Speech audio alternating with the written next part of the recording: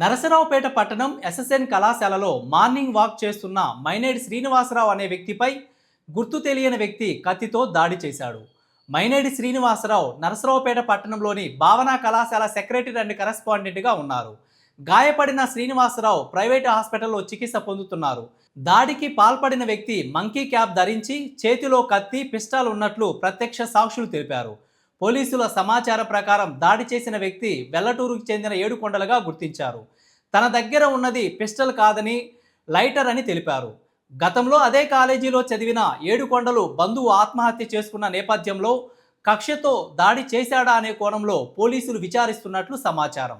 నేను వాకింగ్ అయిపోయి కంప్లీట్ చేసుకొని బయటకు వస్తున్నా. ఎవరో ఒక రోడ్డు మంకీ క్యాబ్ పెట్టుకొని దగ్గరకు వస్తాడు. జంటలకు వస్తున్నాడు అనుకున్నా.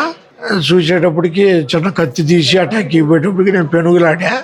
ఈలోపే ఒక 2 పోట్లు, చిన్న పోట్లు గాయాలయ్యాయి అన్నమాట.